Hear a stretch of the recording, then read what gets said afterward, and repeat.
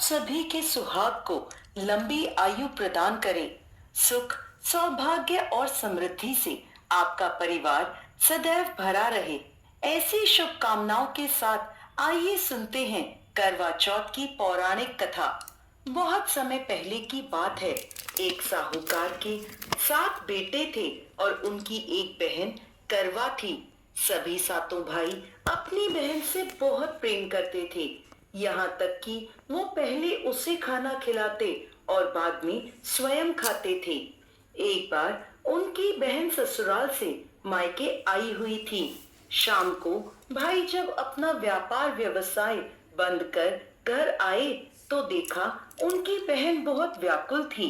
सभी भाई खाना खाने बैठे और अपनी बहन से भी खाने का आग्रह करने लगे, लेकिन बहन ने बताया कि आज उसका करवा चौथ का के आई हुई थी। शाम को भाई जब अपना व्यापार व्यवसाय बंद कर घर आए तो देखा उनकी बहन बहुत व्याकुल थी। सभी भाई खाना खाने बैठे और अपनी बहन से भी खाने का आग्रह करने लगे, लेकिन बहन ने बताया कि आज उसका करवा चौथ का निर्जला उपवास है और वह भोजन सिर्फ चंद्रमा को देखकर उसे अर्घ देकर ही खा सकती है। क्योंकि चंद्रमा अभी तक नहीं निकला, इसलिए वो भूख प्यास से व्याकुल हो उठी है। सबसे छोटे भाई से अपनी बहन की ऐसी हालत देखी नहीं जाती और वह दूर पीपल के पेड़ पर एक दीपक जलाकर चलने की ओट में रख देता है। दूर से देखने पर ऐसा प्रतीत होता है कि जैसे चतुर्थी का चंद्रमा उदित हो रहा हो। इसके बाद भाई अपनी बहन को बताता है कि चंद्रमा उदय हो गया है, तुम उसे अर्घ देने के बाद भोजन कर सकती हो। बहन खुशी के मारे भाभीियों के पास भागी भागी गई और कहने लगी, भाभी भाभी चलो चंद्रमा उदय हो गया, अर्घ देकर व्रत खोलते हैं। सभी भाभियां बोली, नहीं नहीं बहन, ये तो तुम्हारा चंद्रमा निकला है, तुम इसे अर्घ दे दो, हमारा चांद तो बाद में निकलेगा। बहन के कुछ समझ नहीं आया, परंतु भाइयों के कहने पर वो सीढ़ियां चढ़ चंद्रमा को देखती है, उसे अर्घ देकर खाना खाने बैठ जाती है। पहला निवाला मुंह में रखती है तो उसे छींक आ जाती है।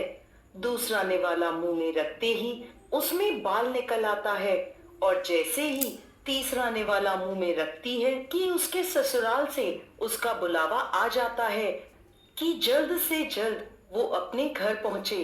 माँ बेटी को विदा करने के लिए बक्सा खोलती है तो उसमें काले और सफेद कपड़े निकलने लगते हैं। यह देखकर वो घबरा जाती है और बेटी से कहती है कि बेटा, रास्ते में जो भी बड़ा, बूढ़ा या छोटा बच्चा मिले सबके पैर छूती जाना।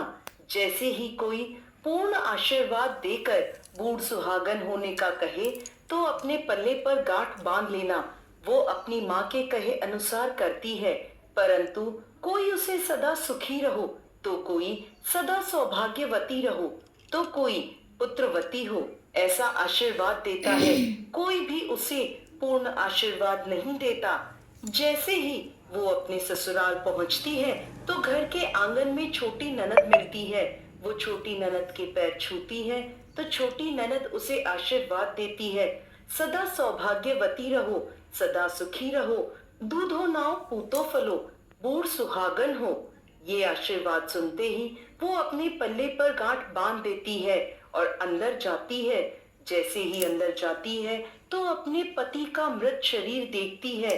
उसे देखते ही वो जोर जोर से रोने लगती है। अब जैसे ही उसके पति को अंतिम संस्कार के लिए ले जाने लगते हैं तो वो जिद कर उनके साथ जाने को कहती है। सभी उसे अपने साथ ले जाते हैं।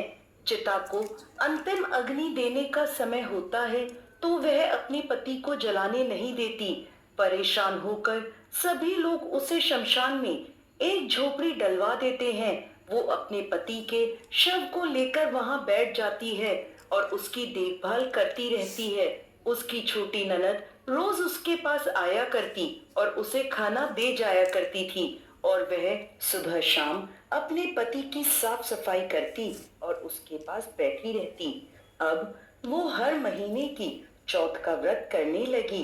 व्रत करती, चंद्रमा को अर्घ देती और जब जोत करने बैठती तो चौथ माता प्रकट होकर कहती, करवा ले, घनी बुखारी करवा ले, भाइयों की प्यारी करवा ले। तो वह उनसे अपने पति की आयु मांगती तो हर महीने की चौथ माता उसे ये कहकर वापस चली जाती कि तेरा सुहाग हमने नहीं, सबसे बड़ी चौथ माता ने लिया है, तू उन्हीं से अपना सुहाग वापस मांगना। ऐसे ही अश्विन माह की चौथ आई तो करवा उनसे कहने लगी, माता मैं 12 महीने से यहाँ बैठी चौथ का व्रत कर रही हूँ, अब तो मुझे मेरा सुहाग वापस लौटा दे। अश्विन की चौथ माता बोली, तेरा सुहाग मैंने नहीं लिया, मुझसे बड़ी कार्तिक की चौथ माता तुझसे नाराज है। यदि तू अपने पति के प्राण वापस चाहती है तो उनके पैर पकड़ लेना और छोड़ना मत। 16 श्रृंगार का सारा सामान तैयार रखना। ऐसा कहकर अश्विन की चौथ माता अंतर ध्यान हो गई। अब जब कार्तिक की बड़ी चौथ माता आई तो करवा ने अपनी छोटी ननद से 16 श्रृंगार का सुहाग का सारा सामान मंगवाया। जब ननद ने जाकर माँ को यह बात बताई तो सास बोली, लगता है पागल हो गई है, जो मांगती है दे आ। छोटी ननद सुहाग का सारा सामान लेकर करवा को दे आती है।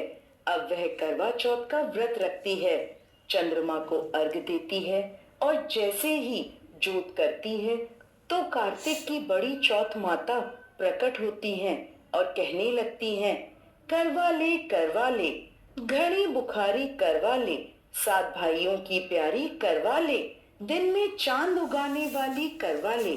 उसने चौथ माता के पैर पकड़ लिए और बोली, माँ मेरा सुहाग मुझे वापस लौटाओ। ये सुन चौथ माता बोली, अरे तुझे सुहाग से क्या काम, तू तो बहुत भूखी है, 7 भाइयों की प्यारी बहन है। इस बात पर करवा कहने लगी, नहीं माता, मुझसे बहुत बड़ा पाप हो गया, मेरे सुहाग को मुझे लौटा दो। मैं आपके पैर तब तक नहीं छोड़ूंगी जब तक आप मेरा सुहाग मुझे वापस नहीं लौटाती। यह सुनकर चौथ माता ने करवा से एक एक कर सुहाग का सारा सामान मांगा और करवा उन्हें सारा सुहाग का सामान देती गई। तब चौथ माता उससे कहने लगी, तुझे जरूर व्रत करने की सारी विधि कोई समझा कर गया है। तो करवा कहने लगी, माता मुझे तो हालात ने सब कुछ समझा दिया, आप बस मेरा सुहाग मुझे वापस लौटा दे। तब चौथ माता ने अपनी आंखों से काजल निकाला, उंगलियों से मेहंदी, मांग से सिंदूर और इन सब को करवे में घोल दिया और उस जल से उसके पति को छींटा लगाया। छींटा लगाते ही उसका पति जीवित हो गया। जाते जाते चौथ माता उसकी झोपड़ी पर लात मार गई, जिससे उसकी झोपड़ी महल में बदल गई। करवा के सब सुख आनंद हो गया। शाम को जब छोटी ननद भाभी के लिए खाना लेकर आई तो देखती है कि भाभी की झोपड़ी तो कहीं है ही नहीं। उसकी जगह एक बड़ा सा सुंदर सा महल खड़ा है। उधर खिड़की में बैठी करवा छोटी ननद के आने की प्रतीक्षा कर रही थी। छोटी ननद को आवाज देकर करवा दौड़ी दौड़ी उसके पास।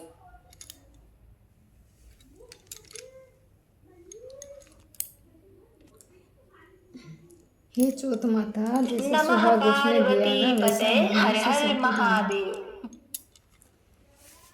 करवा को जैसा सुहाग दिया माता वैसे सबका भला करना माता। भूल चूक हो जाए ना उसका माफ कर देना।